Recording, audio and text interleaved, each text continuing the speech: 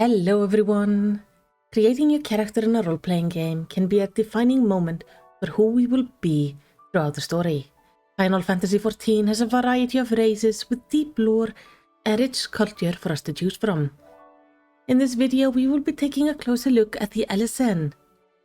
We will examine the lore of the race along with the two clans we can play as the Warrior of Light.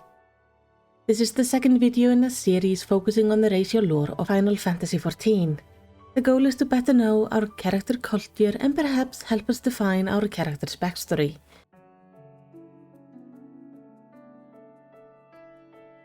Being the longest living race, the Elezen are visually defined by their tall, slender bodies, long limbs, and elegant appearance.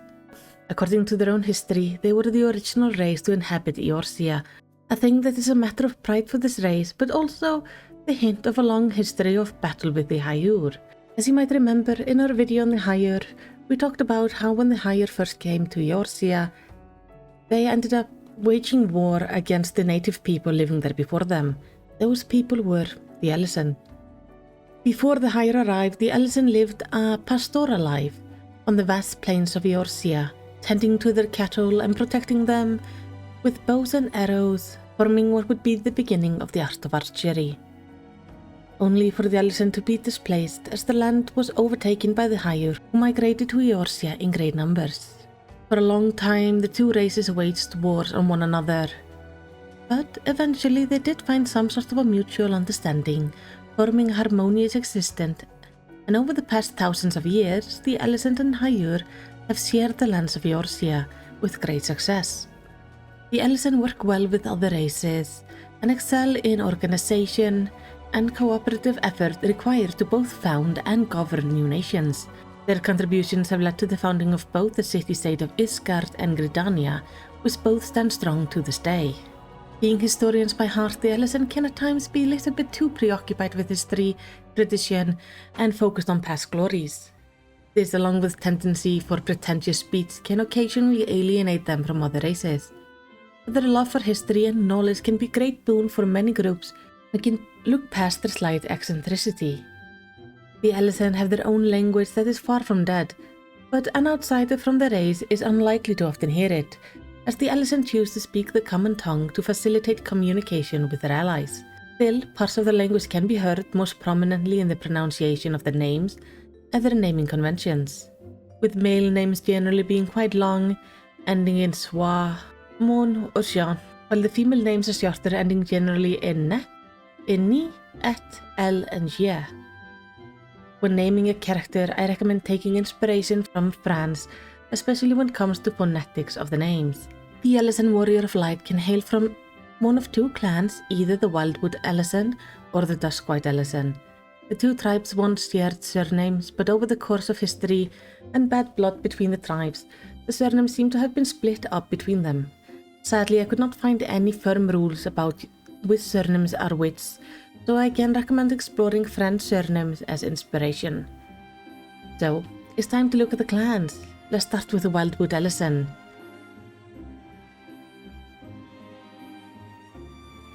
Tall and slender, reaching from 194 centimeters up to towering 209 as males and 183 to 198 as females, the Wildwood Elezen hold a stunning figure, sporting a long lifespan, outliving the other races.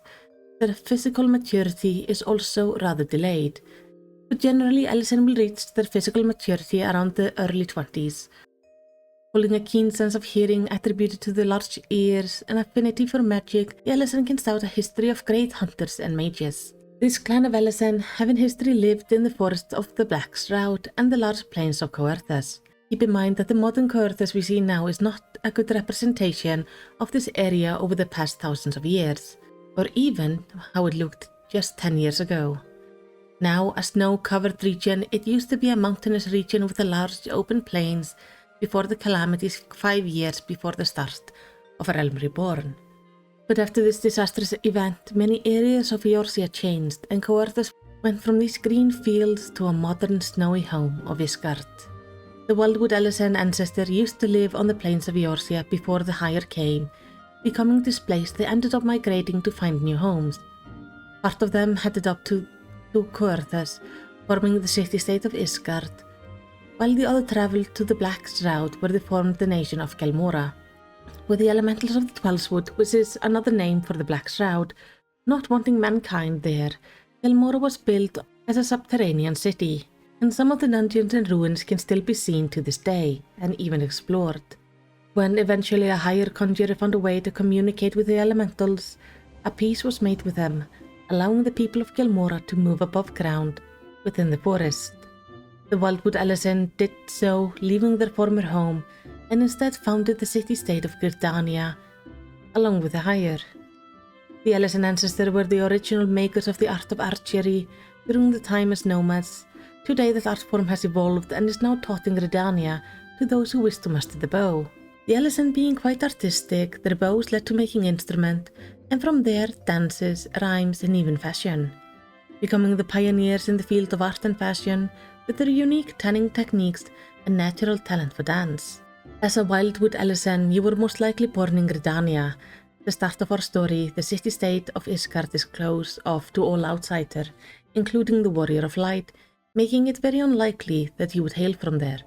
But if you do want your Elezen to be from Isgard, and you have already finished the Heavensward expansion pack, then perhaps a refresher on the Dragonsong War might be in order. But if you have not played through Heavensward yet, I recommend sticking to Gridania as your ancestral home. If you want to learn more about the Dragonsong War, there is a link in the description. Just keep in mind the video will spoil the major plot points of Heavensward, and therefore I highly recommend you do not watch it until after you play Heavensward. If you grew up in Gridania, you lived in a city where tradition and respect for the elemental is everything. It is a city-state run by the Pagels, who are higher blessed by the elementals, giving them a longer lifespan and unique horns. The current leader of your city-state being Canisena. Your home holds a vast history of botany, tannery, archery, and the art of the lands. A city-state in the deep forest of the Black Shroud, where you likely roamed as a child. So go explore your potential home as you form your story. But now, let's take a look at the other Elezen, the Dusklights.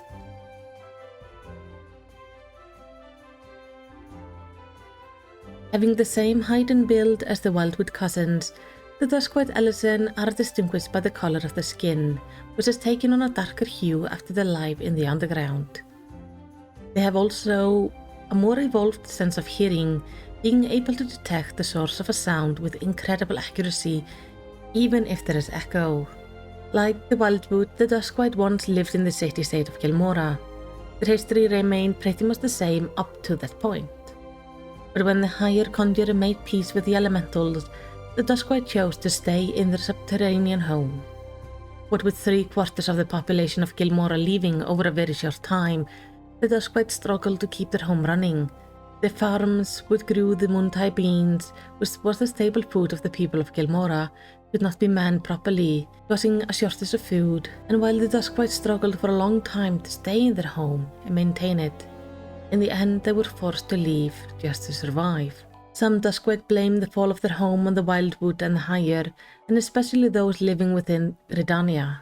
After leaving Gelmora, the Dusklight make their home in the forest and caves of the Black Shroud. Many modern Dusklights shun the binds of government and modern society. This has resulted in the people of Gridania tending to view all Dusklight as thieves and scoundrels, seeing them as untrustworthy or even uncivilized. This has led to many Dusklight who have made their home in the city or surrounding area to face unjust discrimination. So being a Dusklight, you were likely born in the Black Shroud, either out in the caves or forest, or you were even maybe born within Gridania itself. You may have roamed with your people in the forest, living in the caves, doing either variety of odd jobs or stealing just to survive.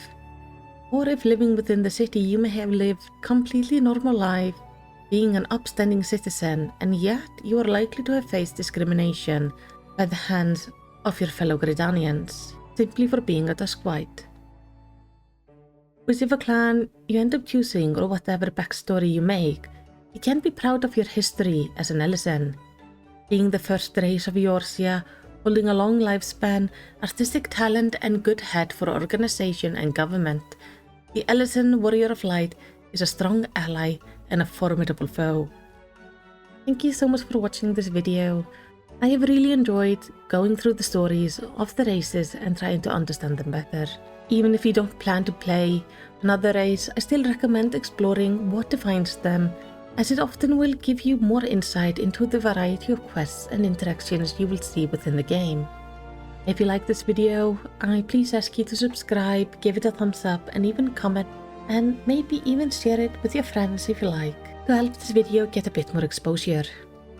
I make these lore videos every week here on the channel, and I hope you will join me for any future adventures we can have.